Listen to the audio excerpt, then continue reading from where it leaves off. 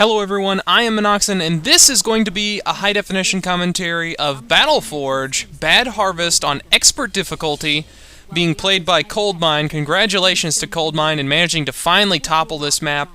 It has long been the one expert map, regardless of how many players can be on it. It is a 4-player map that has yet to be beaten by a single individual, so congratulations to him in doing so. To start this out, I'm going to start on regular speed here so I can keep up with everything. There are a lot of things here. I'm going to do my best to keep up with very specific things that you have to do in order to be able to beat this map and this strategy. But I will, again, do my best. First, he started out with a Night Guard. Going to run that Night Guard out and grab each of these walls, building this wall here using the towers.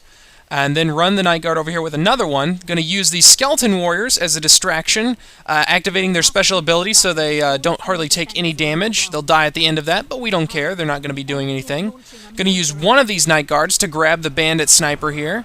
There it is. And then going to go ahead and run with that up to this northern camp, to where then we're going to be beginning the very difficult task of maintaining the defense in this area. It's really a really tricky, specific strategy that you have to use here. I have printed off the forum posts so that way I can hopefully try and detail some of the specific things that you need to do. Again, like with some of these other difficult maps, it's not really what you necessarily can kill, but it's what you can keep alive. And if you can keep certain things alive, then that means that they're not going to be spawning elsewhere. So, to begin with, once you reach the northern camp here, you have built up... We're not going to be looking at this base back here anymore. I'm showing you this on the camera. He's going to summon a Skeleton Warrior down here at some point and run it to hide down here, because he's going to lose this whole base eventually. But for now, he is going to build a defense up here, and he's going to start with this well, this power well here, using his Night Guard while he still has it around so he can build up things. Going to save up enough energy to get up his monument here. We'll speed this recording up just a bit here as he does that. Does go ahead and start the building on his monument. I think that he has already tucked those away. No, not yet. I'll try and keep an eye out for whenever he does that so you can have the specific timing. But now that he has his Frost and Shadow Orb, he summons in a group of Defenders. The Defenders are going to be going up onto the wall, activating their special abilities, so they take 60% less damage. He's also going to be using Glaciation on this wall segment to help with its defense.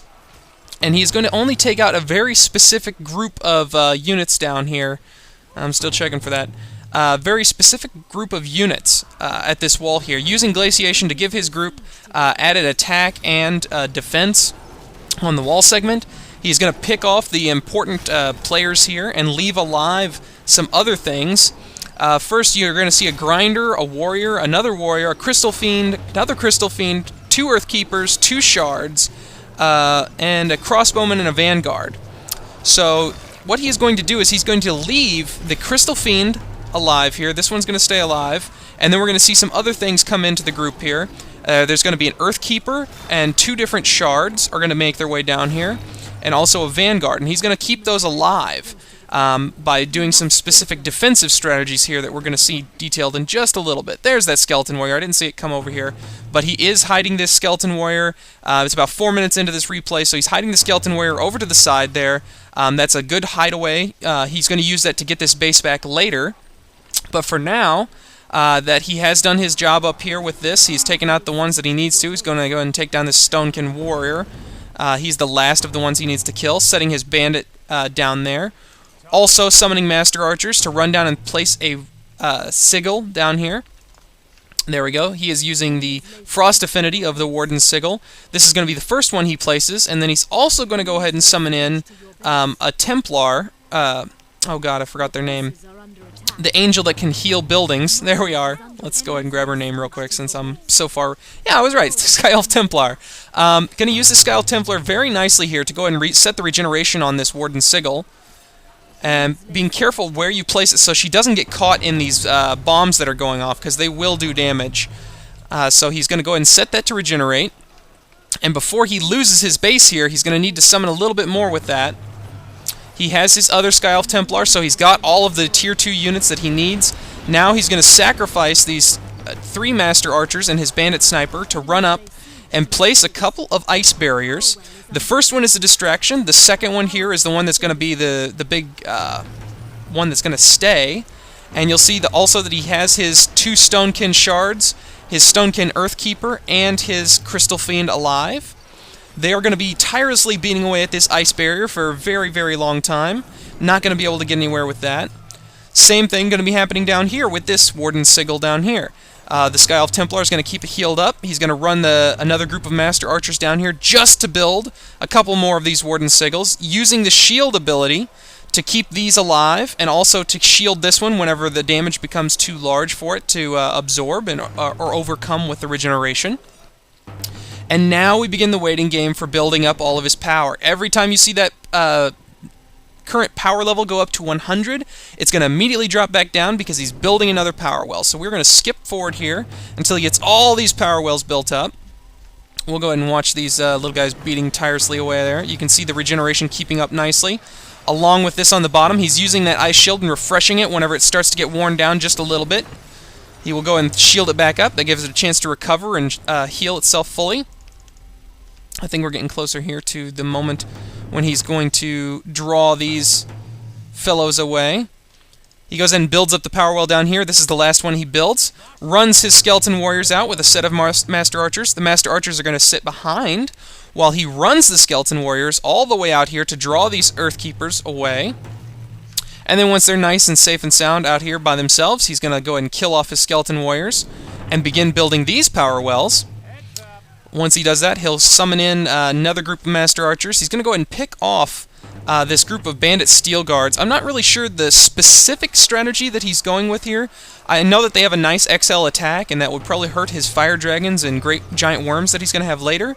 But as soon as he gets rid of those Steel Guards, he kills off his units and destroys the wall, getting that Void effectively back into his pool. All the meanwhile, you have to be paying attention to this Warden Sigil, throwing the shield up on it when you need to, and keeping it maintained. But now he is in the process of building this power well back up. Okay, we're going to slow down just a second, because now that he has 3 power wells, he's going to build an Ami Monument, and this is a relatively newer card, which is the main reason that you're able to do this strategy. Because with an Ami Monument, that's for some reason a tongue tangler, you are able to go ahead and get essentially a 4th orb. And with this, I believe he is going to go for, what was it? I think it's fire that he goes with here. Yes, he does go ahead and go for fire. I'm going to go ahead and slow this down just a little bit more because we have 4 orbs on the board.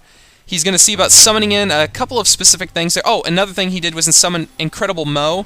He himself says that you do not need to summon in Incredible Mo, so I'm not going to recommend it. I mean, it's just extra power you could have. Right now he is a little power starved still yet. But he's going to summon in a Sky Elf Commander. Going to use her special ability, which is going to reduce the damage dealt to the buildings by 85%. Going to cast it on this Warden Sigil to help it stay alive without having to spam these little ice shields or ice barriers onto it there to keep it alive and well.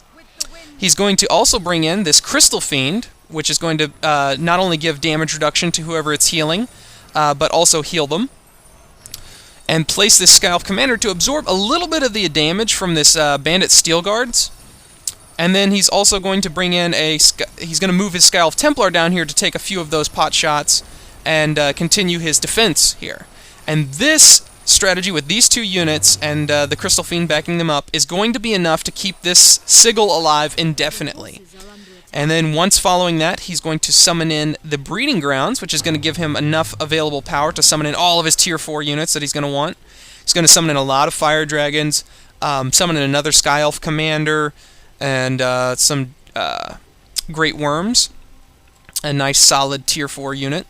Here's the Sky Elf Commander. I'm going to go ahead and speed this back up while he does this, because he's going to summon in a lot of units here, and he's not really doing anything else at this time. So we're going to skip forward from about the 16-minute. We're going to go ahead and roll forward here. There's a couple of dragons. He's going to build this force up, and then he's going to be very careful again to kill some things he wants to kill, but not kill some other things. So we'll see him make his move. He's going to head up north here and take out a lot of these structures and things up here. Take out these spawn camps, which are going to be a pain in his rear end. Using Regrowth and Equilibrium, and some Unholy Hero in there too, I think. No, not yet. He doesn't have his Purple Orb right now, or Shadow Orb, so he's not able to do that. But his key cards that he's going to have for his defense and maneuvering and things here is he's going to use, as I said, Regrowth, Equilibrium, Unholy Hero, and Greenpeace is going to be a card that's used here as well to addedly give some extra pacification for these really dangerous units that he's going to encounter.